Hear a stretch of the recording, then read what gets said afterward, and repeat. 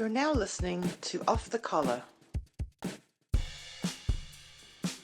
powered by Backswing Golf Events. What's going on, everyone? Welcome to another episode of Off the Collar. It's your host, Nick Johnson. Thank you guys for tuning in this week. We have part number 2 of Harry Rudolph at the U.S. Senior Open, where this episode we were going a little bit more on the course, and he was walking us through a couple of the finishing holes, the signature holes at Sentry World, which is where they played this year's Senior Open in Wisconsin. I think it was Stevens Point, if I'm not mistaken. So it was very cool to see Harry in his element. Let's get on to the rest of the episode. All right, so we were able to get Harry Rudolph III to show us around. It's called Sentry World, right? U.S. Open this week. Sentry World in Stevens Point, Wisconsin. You're all clean shaven. It's weird. Your facial hair changes every week. I know. They have a barber, which is on-site in the locker room this week. So it's pretty cool. We're just able to go in there and get cleaned up. So he trimmed up the beard, trimmed up the hair, high and tight. Pretty nice. Nice. Looking all clean. I went to Floyd's here in PB. Yep. Had like the oldest woman ever give me a haircut. Yeah, how'd that go? Is that why you're wearing a hat? That's why I'm wearing a hat here for a few weeks. You can kind of see the lake here in the background. This is hole number 2 back behind me across the lake. It's a 500 and par 4 for us, but this lake here behind me is in the landing zone, so that's a pretty brutal hole this week. Okay, so they what's the conditions like right now? They got them the fairway's pretty tight and firm, or is it going to be relatively forgiving? It is not going to be forgiving. The rough is legit. You can see the cut here. They did come through last night and do a first cut, which you can probably see here. So whatever that is, like 1-2 paces is the first cut. And then you're into this pretty gnarly grass. I mean, you can see my shoe here, which is pretty far down. The balls are set down. Sometimes you can only advance about 100 yards. Okay. So, but the fairways are pure and the greens are pure. This is the green we're looking at here. We're approaching hole. This is 15, par 5. I laid up, which is unusual. And then we're coming into the signature hole. The next hole is a par 3 with all the flowers around it. They call it Trent Jones Mona Lisa is what they call it.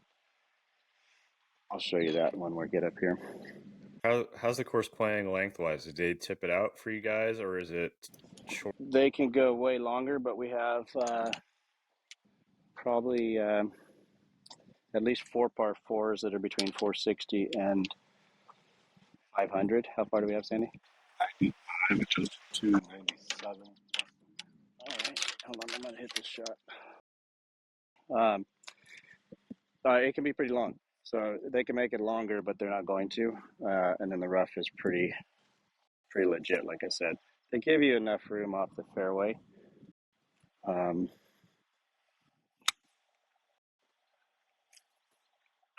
So, you've got to miss it. I mean, whatever. It's easy to hit it in the rough here, put it that way. But the fairways are a little more generous than maybe what you'd think a typical U.S. Open would be.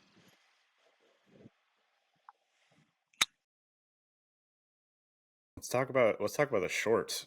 How weird is it that you can wear shorts now in a U.S. Open?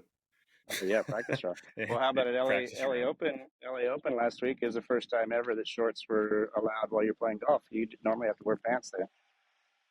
So that was unusual. I don't think the members like that. Is it harder to pack now that you have the ability to put shorts into play? No, easier. I've run out of clean clothes, which is why I'm wearing purple and gray today. It looks like I'm playing for Northwestern or for University of Washington. So I tried to pack a bag for San Diego for 2 weeks in a 3-day bag and have all the colors in the rainbow. I don't know what I was thinking, but I had the same color pants. I wore those yesterday, actually. You think purple would go with more things? It doesn't fucking go with anything. No, this was the only shirt I could figure out. I kind of went with it today. I'm not. I don't know if I've ever worn purple before, so I was getting this one out of the way in the practice round.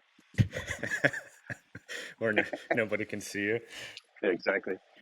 You got Ernie with you today? Who was the other guy you were playing with? Ernie and Bob May and Mark Brown.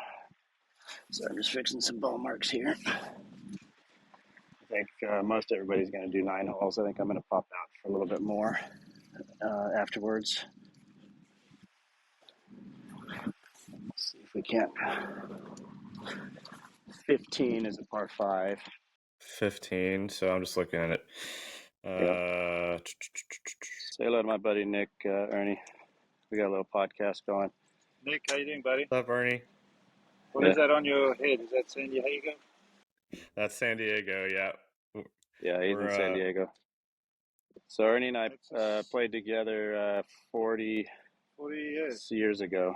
Balboa Park and Torrey Pines Junior Worlds. Junior Worlds. I remember seeing some of those pictures from back in the day. We look exactly the same. Yeah, look at this. Yeah. I wear this shirt, it just hides it. Yeah, mine too. The gray. Good to see you. Yeah, anyway. So yeah, and Bob May too. He was playing 40 years ago in Junior Worlds. So that's pretty cool. So you grew up, for our listeners out there, grew up in San Diego area. That's kind of how we know each other, from La Jolla, La Jolla Country Club. If anyone's ever visited La Jolla, I actually wore my Cass Street shirt for you. I don't know if it kind of counts, but Harry's counts. Coffee Shop. Harry's Coffee Shop's been there, since 1960. 1960, yep. Parents moved out from New York and started that in 1960, and been playing up at La Jolla Country Club pretty much since then. Yep, it's a staple that's been in town. I'm sure my grandpa went there when he moved into La Jolla in '64. So I'm sure he was one of your first customers way back in the day. Guaranteed. He's in there about. My dad was pouring him coffee for years. I'm sure it wasn't just coffee. No, knowing him, I'm sure there's a couple martinis in there somewhere. There could have been. There could have been. Like, famous line. They said he and the boys. They'd always say they smell ice. We could always smell ice on the 16th hole for sure. So you've gotten into a few senior opens the last couple of years. How does this one compare to your last few? They're all pretty darn similar. They've been the first one I played in was in Omaha.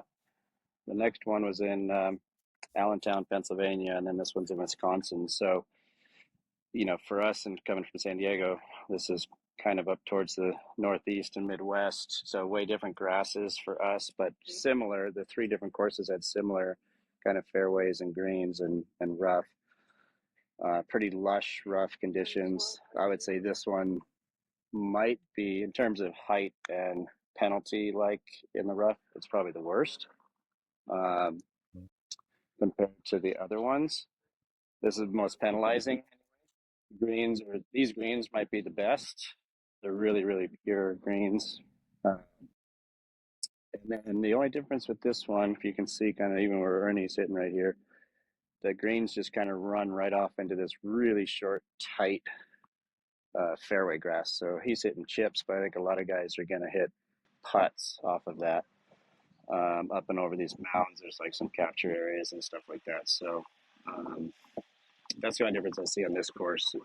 But then again, like right off the edge, there's some pretty high rough, just about 3 or 4 feet. So sorry, I'm hitting some one-handed putts while we're talking. I don't know. I think this one might play the hardest. This is my 3rd one in a row. 3 out of 3. I think one year got skipped because of COVID. And then they're supposed to be somewhere up in Rhode Island, I think, and that's going to go back there next year. Gotcha. Did you qualify for this one? I did. I went to Arizona Country Club and qualified. Typically, most of the qualifiers have about 90 players, and most of them have 2 players that advance. That's a pretty normal qualifying site. There's a few that only get 1. Couple sites might get 3 if they have like 120 or 130 players, but all the ones that I've played in, it's been 90 guys for 2 spots. Okay. What'd you fire out there to get through? I've played Arizona Country Club a few times. I shot 2 under, and then I beat Billy Mayfair in a playoff for the last spot. Okay, so they had it playing pretty tough for just to be 2 under. Yeah, they tuck the pins. They get them going pretty fast, and they make them pretty bouncy. It's 105 degrees, so the ball was bouncing around. But Right. yeah, with the pins being 3 or 4 paces off the edge of the greens and stuff like that, it's not easy. Hey, Ernie just hold one. That was easy. Hopefully you got that. You can see it's kind of hazy. So up here, we're pretty close to Canada. We're getting some air quality issues from the fires. You can see that on the scoreboard right there. So we haven't seen blue skies here yet. Potential for rain coming. Anyway, that's kind of an issue. That's why we got some hazy background here.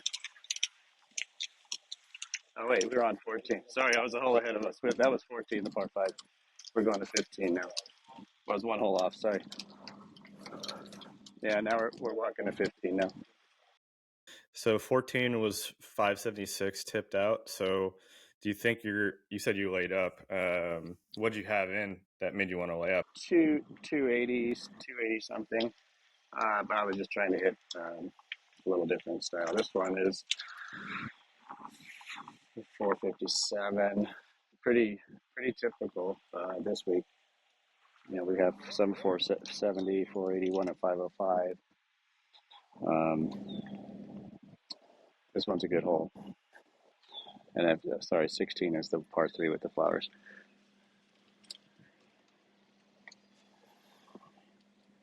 I don't know if you can see these guys teeing off here, all right? See if we can't get behind them here. How's that?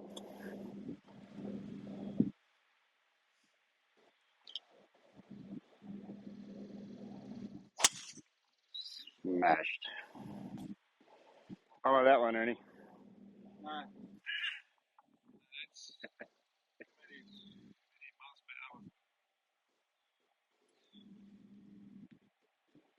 There's Bob May. There you go. We got Bob May on here now.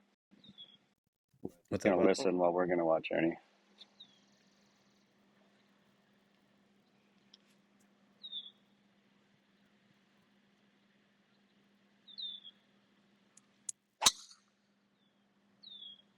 Other one's smashed. Keep that in, Bob. Talk us through your shot here. I'm not going to talk through that shot. That's the first time in my life you actually stopped talking. Amazing. Are we getting any Tiger Woods horror stories from these two?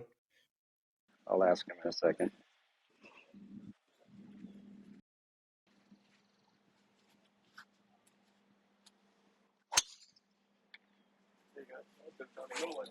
Yeah, just do that.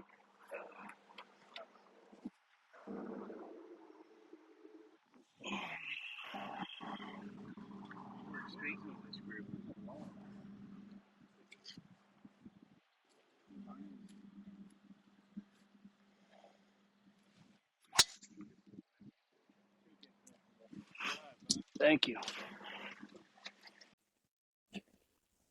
Sometimes you just have to say thank you and pretend like it was a good drive. I totally skied that. It's got it down the middle. Yeah, it's got it right down the middle though. But that's right pros down do. the middle. Yeah. So we're just cruising down the fairway. Everybody's pretty mellow today. I think like I said, most guys are doing 9 holes today, and they'll go in, grab lunch, maybe get stretched out, do stuff like that, and get ready for tomorrow. So you've been on in and out of the Champions Tour since you turned 50, right? So that's been what, 3 or 4 years? Yeah, this is my 3rd year. Going through qualifiers and trying to play my way into events. I think this is my 5th fifth or sixth event this year. So that's more than I made last year for the whole year. So we're about a halfway point. So far so good this year. Getting into some events and kind of climbing up the money list. I think I'm 75th or something on the money list at the moment. Need to get into the top 72 to get into the Charles Schwab playoffs by the end of the year. So this is the biggest event of the year, biggest purse. So it'd be nice to play well here this week and earn some more points towards the end of the year. And obviously winning the tournament would do that. But, you know, first things first, you got to make the cut, and then you got to have a good solid weekend. So, Well, I think we can definitely be the first podcast to have a senior champion on. So might as well just get it done. So just do it for the podcast, Harry. yeah, exactly. You might be the first podcast with live feed going down inside the ropes too. So With multiple major champions. yeah, I mean, two U.S. Opens. Just played VJ Singh yesterday, and Bob and I both played golf at Oklahoma State together. We've been friends since we were kids, so we kind of organized this group because we'd also played with Ernie back in like Junior World days. So it was kind of like a reunion, which is fun. Is that your favorite part of? You know, super cool getting to connect with guys, and in these majors, I've tried to play with guys I haven't seen in a while. Jim Furyk a couple years ago, and then I tried to play with Bernhard Langer. Just either guys that are some of the best players out here that I haven't played with, or old friends that I haven't played with in 20-something years. You know, I got a good pairing in the first 2 days. Two old pals, Paul Stankowski and Tim Herron. You know, those are the same thing, junior golf guys, AJGA, college, Nike Tour. You know, That's pretty incredible that you're able to, you know, play with these guys 30, 40 years later. I'm not even old enough to say that yet. Yeah. You don't have to announce your age on your podcast, but I hear what you're saying. You're making me feel old. Well, you are on the Champions Tour, Harry. That's true. It's just you have a ways to go. I have a ways to go for sure. Yeah.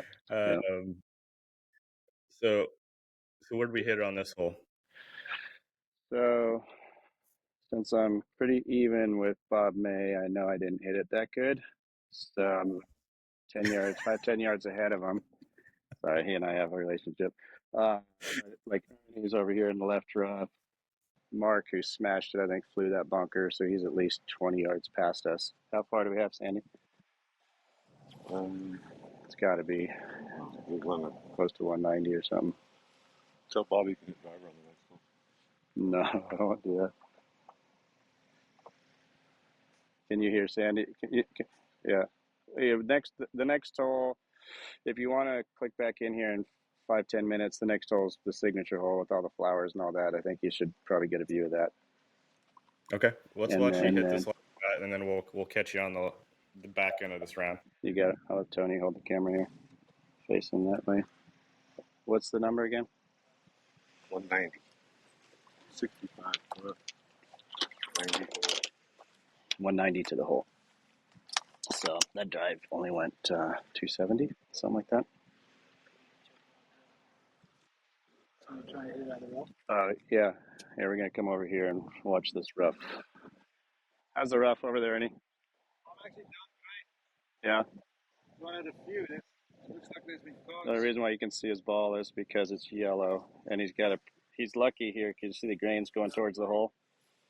So he's actually got a chance of getting this up there. But if not, he'd be dead. If he was going the other direction, he'd be dead. Even that, he just hit a full price 6-iron that landed 40 yards short of the green and didn't even get there. You know, that was a pretty good swing. And that ball, the screen goes straight to the left. He was right at the pin and ended up 40 yards left of the hole. So fairways are going to be a premium this week for sure. Oh my gosh, heck yes. You know, that's the strength of my game.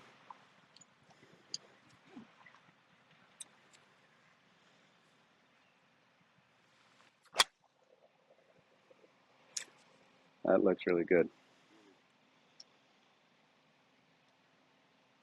Yep, probably 20 feet, but more importantly is to the right of the hole. You won't see it because we're going to log off, but if I would have missed 20 feet left of the hole there, you can see where that tower is.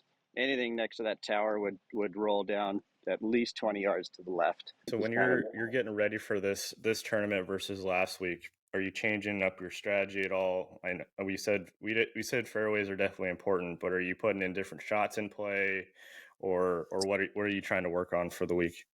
Probably the only difference in terms of my bag would be putting a 7-wood in the bag just to get out of the rough. If you happen to get in the rough, you need to chop it out. The course is long.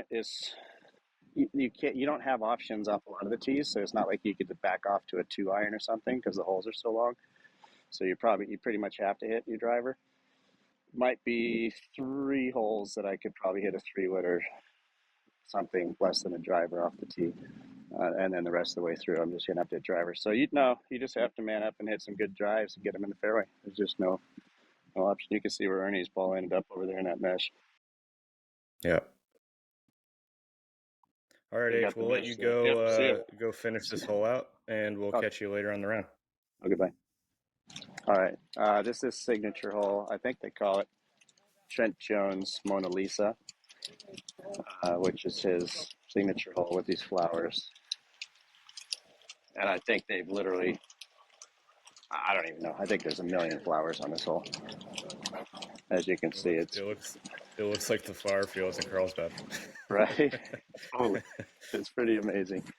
So this is kind of what this course has always been known for. I remember even when I played as a kid here in the 80s, this hole was, filled with flowers. And that's what I remembered about the golf course. It's like, oh, it's Sentry World. That's the one with all the flowers. So it's pretty beautiful. So what did you play there in the 80s, or were you just passing? I think it was called the Midwest Junior. It was a big tournament. I think Steve Stricker won it back then. I think it was an AJG. It might have been an AJGA tournament. I'm not sure. It was the only time I was ever here, and then it was the first time I've been back since. But pretty cool setting here. Yeah, looks like it's in really good condition. How much are you going to be battling the elements? I mean, it looks like the weather was okay, like 77 right now. Weather's fine. I think there's always a threat of a storm coming in. We had a few sprinkles today, but that would clear out the air quality. Like I said, there's probably a threat of some rain every day.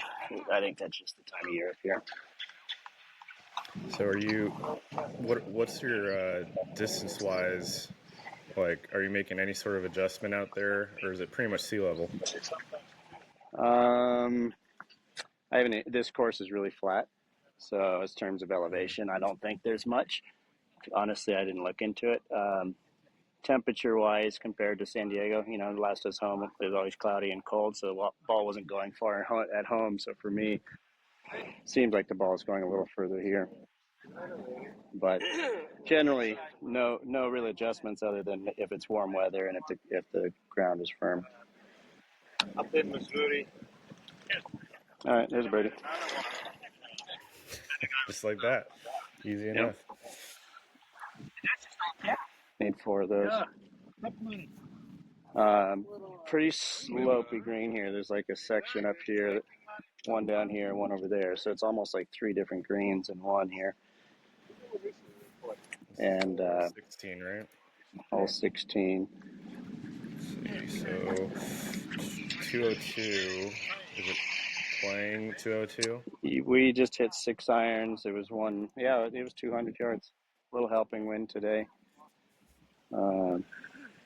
You can see even putting across the screen some of the slope involved here. I'll put it towards the back, but this ball should break a ton to the left. There it goes. Still going. Greens are, pretty fast and slopey, so it's gonna be good. These greens are awesome. What are they running? I would say 12 for sure. They could push them to 13 easily if they cut and roll. They could be 13s tomorrow, but I think 12 is probably where they'll have them. There'll be a pin over in this corner for sure. Probably be a fair amount of beer, Wisconsin local beer, up in that tent right there. They like their local beer up here. Sure. But normally what you're seeing here with the practice round, everybody's kind of trying to guess. There's never been a tournament here, a major, so nobody knows where the pin placements are going to be or where they've been. So we're all guessing, trying to figure out, is it going to be up on this knob or how far down this hill will it be, and things like that. So everybody's, the practice rounds are taking a long time, almost 3 hours for 9 holes type of thing, because people haven't played here. We're just trying to figure it out. So they don't mark any spots on the greens in the practice rounds? Nope, there's no dots. Okay. No, I think they usually text message us the pin placements tonight, so we'll know tonight where they're going to be tomorrow. But no, there's no dots out here at all, so we're guessing, which is why I think it's taking quite a while. Right, you gotta lay out everything. How much of your prep, like, do you do yardage book stuff? Do you let your caddy handle that? Is it a little bit of both? Probably letting my caddy handle the yardage book. I don't really like even carrying a yardage book, so I'll let him do the yardages. But as we look around the golf course and I see things, I'll tell him to add some notes into the book that I want in there. And then that way he's able to remind me of, certain things that we were looking at. It could be like that last green. If you hit it in the left center of the green, you're probably going 20 yards off the green. So it's obvious, but at the same time, you're under the gun. You might forget some of those things, or maybe just need a healthy reminder to keep it over to the right a little bit or something like that. So we're kind of working together on those sort of things. All right, I got to hit a few chips out of this rough. You can see these. Let's see how gnarly it is around the greens. Tony, show them how gnarly this is here. So this one's sitting up a lot, but there's a ton of grass underneath it. So easily I could actually go right under that if I wanted to. Sorry, what? You're good. But you got to chop out of there. You can just hear the thickness of it. That ball's going nowhere. Are you hitting those pretty much with the full open face, or are you reading the lie depending on what you got? A lot of the time I'm going more square face because the ball's sitting up. You can even see like where I hit it on the face. I got way up on the groove. So if you try to get too steep on these and open the face, like you definitely ought to do that here. You can actually like go under it and hit too high on the face. That was even like higher. I almost missed it. So I've actually been playing these a little more square faced because the grass is so dense and there's so much of it. The ball's, even though it's sitting way down, it's still a couple inches above the actual soil. So it's really easy to go under the ball. So I'm not going in with very open face this week, which is kind of unusual. So we're out of here on this hole now. Here's some more flowers all the way through. Got some autograph seekers. These are all the autograph guys here. Hey, you guys are on a podcast. Say hello. All right. Welcome off the collar. Here, hold this for me. All right, show them. So we're signing some flags here. Liking the course? Yeah, I love it. All right, let's sign this real quick. What are you guys' names? Tell the podcast who you guys are and where you're from. I'm Carson. We're from Sheboygan. Where's that? Whistling Straits. Whistling Straits. All right, anybody else? All right, tell them who you are over there. I'm Jackson. All right, where are you from? All right, did you get all these guys in here? Yeah. Okay, get in there. All right, you guys are all gonna be. You guys are gonna be on YouTube. You'll be on YouTube soon. Search yourself. Oh, hold on, I missed one. One more, sir. Hold on to that. We're on YouTube. Off the collar.